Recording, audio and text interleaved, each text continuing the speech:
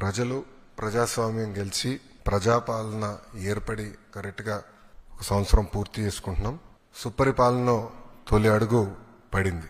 విధ్వంస పాలన నుంచి ఏకంగా వికాసం వైపు మన ప్రభుత్వం ప్రయాణం ప్రారంభించింది.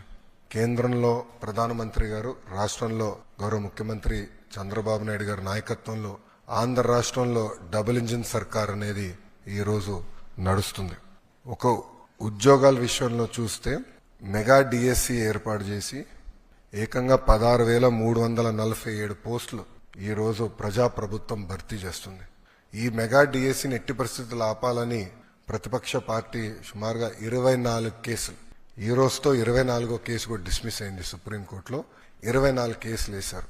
అయినా అవన్నీ తట్టుకుని డిఎస్సి ప్రక్రియ మేము పూర్తి చేస్తున్నాం. గడిచిన 10 సంవత్సరాల్లో రాని పెట్టుబడులు ఈ సంవత్సరంలో తీసుకొస్తాం జరిగింది. 9.5 లక్షల కోట్ల పెట్టుబడి, తద్వారా 8.5 లక్షల మందికి ఉద్యోగాలు కల్పించడానికి మేము ఒప్పందాలు కుదుర్చుకున్నాం. అనేక దశల్లో ఆ ఇన్వెస్ట్మెంట్స్ ఉన్నాయి. డొమెస్టిక్ ఇన్వెస్ట్మెంట్స్ లో చూస్తే ఈరోజు భారతదేశంలోనే ఆంధ్ర రాష్ట్రం నంబర్ 1 ఉంది. 16% డొమెస్టిక్ ఇన్వెస్ట్మెంట్స్ లో ఆంధ్ర రాష్ట్రానికి వస్తూ జరిగింది. దాంట్లో భాగంగా TCS, LG, NTPC green, ఆసిలర్ Mittal, BPCL, Reliance, renew power లాంటి సంస్థలు ఈరోజు ఆంధ్ర రాష్ట్రంలో పెట్టుబడులు పెట్టడానికి ముందుకు వచ్చినాయి. డబుల్ ఇంజిన్ సర్కార్ ఉంది కనుకనే విశాఖ స్టీల్ ప్లాంట్ కాపాడుకోగలం, రైల్వే జోన్స్ సాధించాం. అంతేకాకుండా భోగాపురం ఎయిర్పోర్ట్ పనులు కూడా వేగవంతంగా ఈరోజు జరుగుతున్నాయి. మీరు చూస్తే ప్రజాప్రభుత్వం ఏర్పడిన తర్వాత ఒక పెన్షన్లోనే భారతదేశంలో ఏ రాష్ట్రం ఇవ్వని విధంగా మేము ఇస్తున్నాం. వృద్ధులకి 1000 రూపాయలు పెంచాం, వికలాంగులకి 3000 రూపాయలు పెంచాం.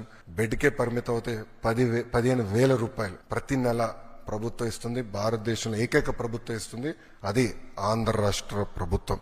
ఇంతేకాకుండా భారతదేశంలో ఎక్కడ లేని విధంగా 203 అన్న క్యాంటీన్లు ప్రజాప్రభుత్వం తిరిగి ప్రారంభించి ఈరోజు నడిపిస్తుంది.